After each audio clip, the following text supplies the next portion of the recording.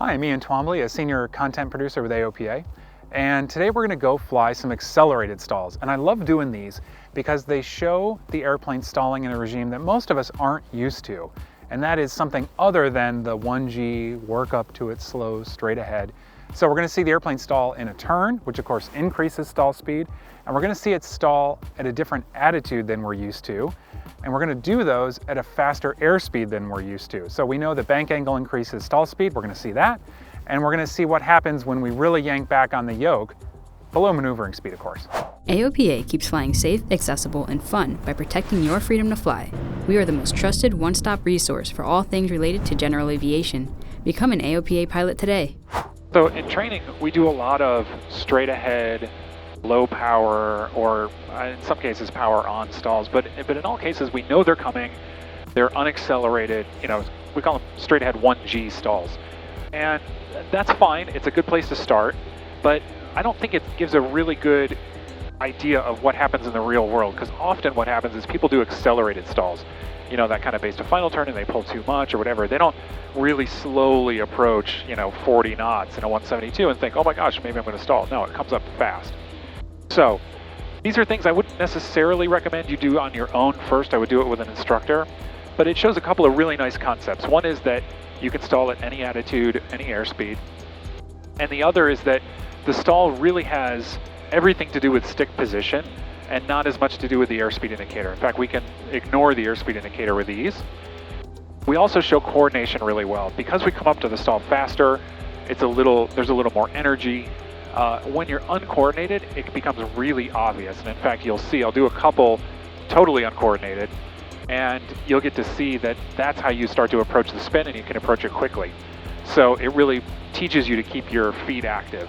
So I do this in a couple of steps. One is just straight ahead, because that mimics that traditional 1G straight ahead stall, except we're going to do it a little faster. So the setup is traditional. We'll do clearing turns, and then just slow to any speed below maneuvering speed. Obviously, we know our airframe is going to be totally fine as long as we do that.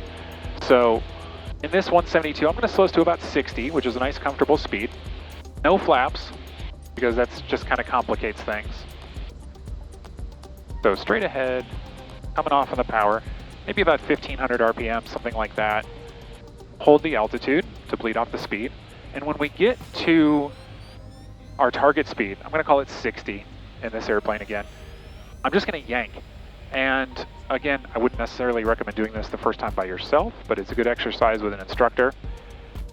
And you'll see that we approach the stall really quickly.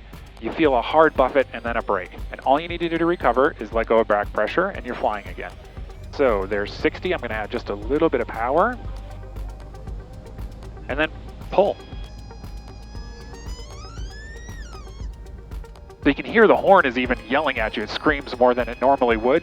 You get a little buffet, the nose comes up, and it breaks down straight ahead. And that's because we're coordinated.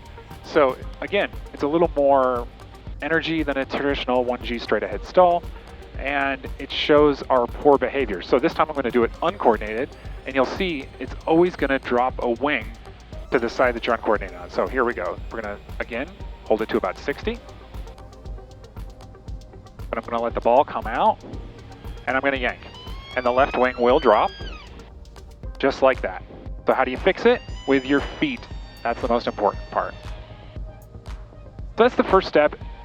The first time you feel it, it's a little bit alarming. You're like, whoa, this thing actually really stalls. You can feel that you really have to yank the stick back into your lap. And again, not necessarily a real world scenario. It's more kind of a warm-up exercise.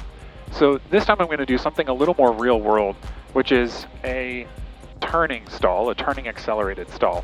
Unfortunately, this is not the best airplane to demonstrate this in because it has VGs, so that keeps flying a lot longer than most 172s would, but we're going to do it anyway. So again, we're going to bring the power this time to maybe to about 1800.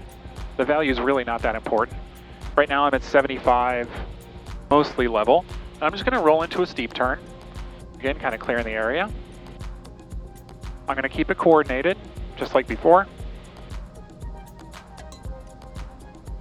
And then I'm just going to kind of tighten up the turn by pulling. You can hear the stall warning horn already.